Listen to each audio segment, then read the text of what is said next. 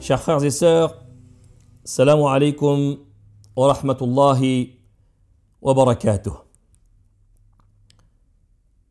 Parmi les particularités de ce mois, c'est qu'il est Shahru ad-Du'a, Shahru ad-Du'a, le mois de l'invocation. Et il nous suffit de revenir au verset coranique dans lequel Allah subhanahu wa ta'ala a légiféré le jeûne pour arriver à comprendre cela. En effet, chers frères et sœurs, lorsqu'on observe le contenu des versets qui légifèrent la pratique du jeûne, du verset 183 à 187 de Sourate Al-Baqarah. Et d'ailleurs, je vous invite, si vous avez un mushaf à portée de main, je vous invite à l'ouvrir, Sourate Al-Baqarah, verset 183 au verset 187. Qu'est-ce qu'on remarque? Eh bien, on remarque que ce passage traite du même sujet du début jusqu'à la fin, à savoir le jeûne et un ensemble de ahkam, un ensemble de règles liées au jeûne. Donc, tous les versets de ce passage sont étroitement liés puisqu'ils traitent du même sujet, as-sawm, le jeûne, excepté un verset. Il s'agit du verset 186, dans lequel Allah subhanahu wa ta'ala ne parle pas du jeûne, et dans lequel il dit وَإِذَا سَأَلَكَ عِبَادِي عَنِّي فَإِنِّي قَرِيبٌ أُجِيبُ دَعْوَةَ الدَّاعِ إِذَا دَعَانِ فَلْيَسْتَجِيبُوا لِي وَلْيُؤْمِنُوا بِي لَعَلَّهُمْ يَرْشُدُونَ, qui signifie: et quand mes serviteurs t'interrogent sur moi, alors je suis tout proche. Je réponds à l'appel de celui qui me prie quand il me prie, qu'il réponde à mon appel et qu'il croit en moi afin qu'il soit bien guidé. Ce verset, chers frères et sœurs, il s'agit d'une invitation qui est adressée aux serviteurs afin qu'ils invoquent leur Seigneur et lui demandent. Et en méditant un petit peu sur le sens et l'emplacement de ce verset, qui se trouve au milieu des versets du jeûne, on se rend compte de l'étendue du lien entre dua, l'invocation, et le jeûne. Et d'ailleurs, à ce propos, Ibn Kathir, rahmatullahi alayhi, qu'Allah lui fasse miséricorde, il cite dans son tafsir que ce verset dans lequel il y a une incitation à recourir au dua, à recourir aux invocations, et qui est interposé, c'est-à-dire il est placé entre les règles du jeûne. Il dit: ce n'est pas sans raison. Ce n'est pas sans raison. Il y a une hikmah. Il y a derrière cela une sagesse. Eh bien, il en déduit qu'il y a là un appel à redoubler d'efforts dans les invocations pendant la période de Ramadan, voire au moment de chaque rupture, chaque soir.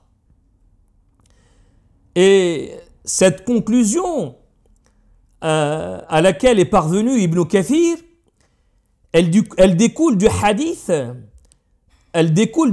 rapporté par l'imam Ahmed et d'autres. Selon Abu Huraira radiyallahu ta'ala an, le prophète sallallahu alayhi wa sallam a dit: Thalathatun la turaddu da'watuhum, as-sa'imu hatta yuftir. Je répète: Thalathatun la turaddu da'watuhum, as-sa'imu hatta yuftir, qui signifie: les invocations de 3 personnes ne sont pas rejetées. Et parmi ces trois, celle du jeûneur jusqu'à qu'il rompe son jeûne. Mais elle découle aussi du hadith qui est rapporté par Ibn Majah. Selon Abdullah ibn Amr ibn al-As, radiyallahu anhu, le prophète sallallahu alayhi wa sallam a dit « Inna lis-sa'imi inda fitrihi la da'watan ma turad » Il y a certes une invocation exaucée pour chaque croyant au moment où il rompt son jeûne. Les ulama se sont penchés sur ce hadith et certains d'eux ont considéré la da'watan ma turad, inna lis-sa'imi inda fitrihi la da'watan ma turad. Ils ont considéré que ce moment où le jeûneur a une invocation exaucée, ce moment où il rompt son jeûne, ils ont considéré qu'il s'agissait du moment où le soleil se couche un peu avant Al-Maghrib. Et d'autres ont dit que c'est la période qui se trouve un peu avant Al-Maghrib et aussi après le adhan. Pourquoi? Parce que le terme inda en arabe, il inclut les deux cas. Donc, il faut retenir deux choses. La première, c'est que Ramadan est le mois de l'invocation par excellence, le mois de dua. Et la deuxième, c'est qu'il se trouve que le meilleur moment où les invocations sont acceptées et exaucées, c'est ce mois. C'est-à-dire que ce mois, le mois de Ramadan, est plus propice à l'acceptation de nos dua. Vous savez pourquoi? Parce que dans un premier temps, Allah subhanahu wa ta'ala est bon et généreux.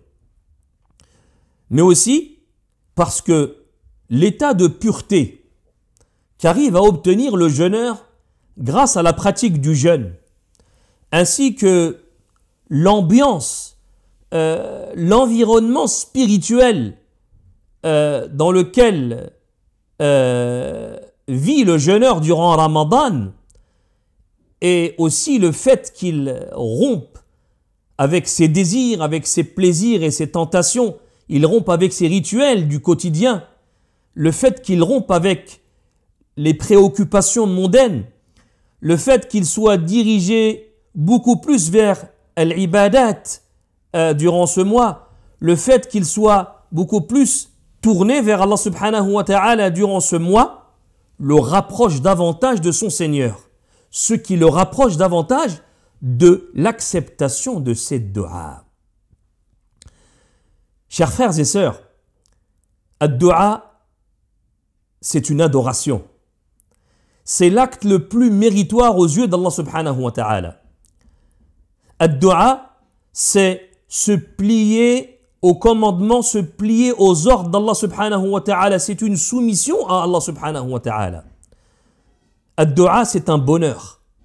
Ad-dua, c'est un lien direct et intime entre le serviteur et son Seigneur. Ad-dua, c'est le refuge des apeurés. C'est le recours dans les moments d'adversité. C'est une cause de soulagement du cœur. C'est une cause de la dissipation des soucis. Ad-dua, c'est l'arme des opprimés. Ad-dua, c'est le refuge de l'individu lorsqu'il veut obtenir un bien ou lorsqu'il veut repousser un mal. Et c'est la raison pour laquelle c'est quelque chose d'essentiel et indispensable pour tout croyant. Allah subhanahu wa ta'ala aime qu'on s'adresse à lui pour lui demander. C'est ce qu'il y a de plus honorable auprès d'Allah subhanahu wa ta'ala, comme cela est rapporté dans le hadith. لَيْسَ شَيْءٌ أَكْرَمَ عَلَى اللَّهِ عَزَّ وَجَلَّ مِنَ الدُّعَاءِ. Il n'y a rien de plus honorable auprès d'Allah subhanahu wa ta'ala qu'une invocation.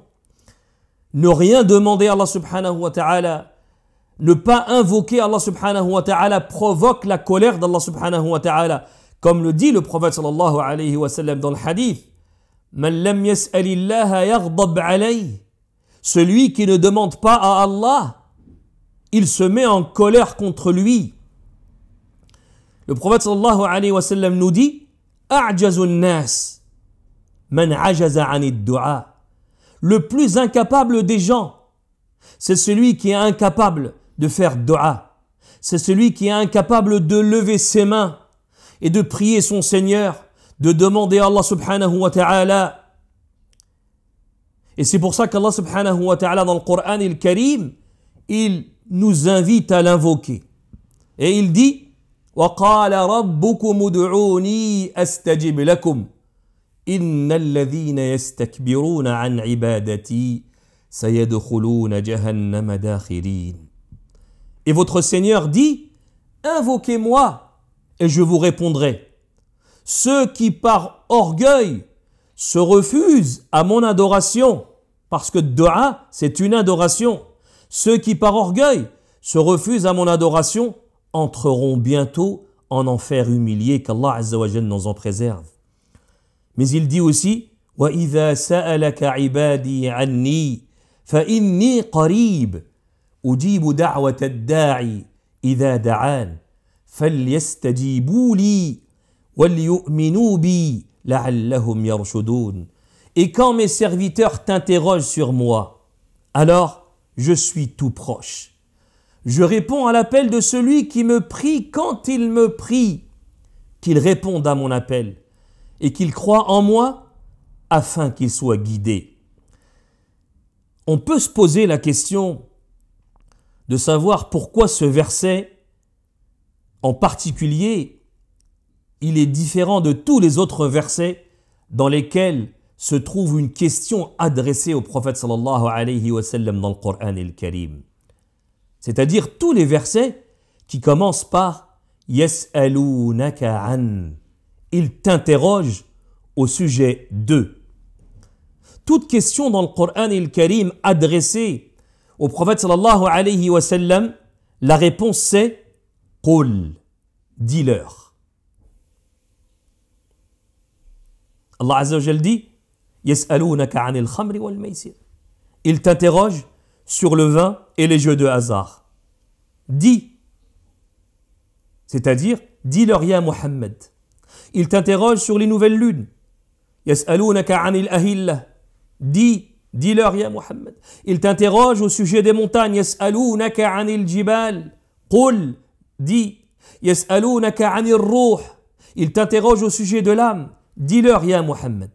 Et quand on arrive à ce verset qui est interposé entre les versets du jeûne et qui s'adresse au plus profond de l'âme, qui va droit au cœur, ce verset qui remplit l'âme du jeûneur de satisfaction, ce verset qui le rapproche d'Allah subhanahu wa ta'ala, ce verset qui lui donne confiance et assurance en l'encourageant à se réfugier dans les du'as, et qui lui promet la garantie de l'exaucement et de l'acceptation, eh bien, on remarque que dans ce verset, Allah subhanahu wa ta'ala a dit وَإِذَا سَأَلَكَ عِبَادِي وَإِذَا سَأَلَكَ عِبَادِي عَنِّي.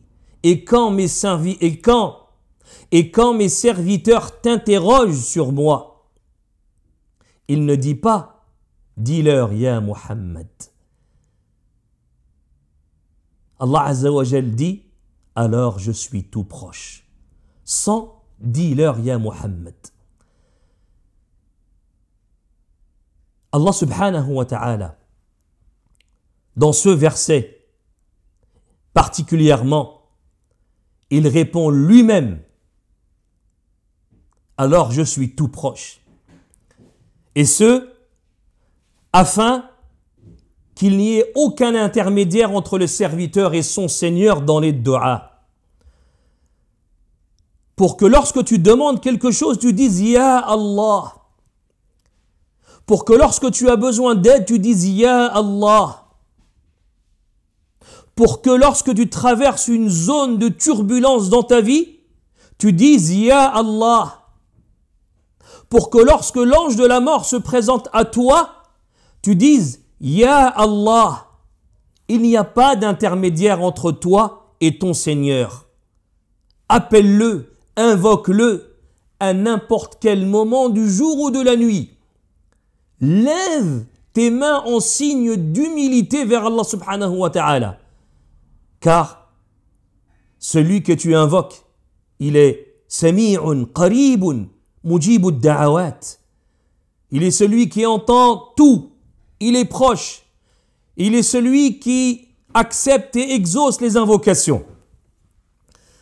Donc, chers frères et sœurs, il faut qu'on puisse profiter des moments et des situations bénies de ce mois de Ramadan pour pouvoir multiplier nos da'awat, multiplier nos invocations durant la journée, durant la nuit et surtout au moment du qunut, dans les prières de Tarawih et au moment de la rupture du jeûne, comme nous en a informé le prophète sallallahu alayhi wa sallam, et aussi au moment où Allah subhanahu wa ta'ala honore ses serviteurs en descendant au ciel de ce monde pendant le dernier tiers de la nuit et qu'il dit « Qui me demande pour que je lui donne ?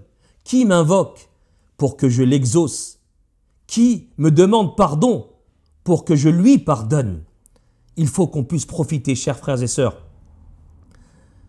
de ces moments, de ces jours et ces nuits de Ramadan qu'il nous reste, dans l'espoir de rencontrer un moment au cours duquel les invocations sont exaucées et après lequel on ne sera plus jamais malheureux.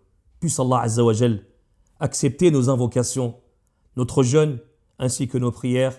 Innahu waliyu dhalika wal qadiru alayh wa akhiru da'wana anil hamdulillahi rabbil alamin.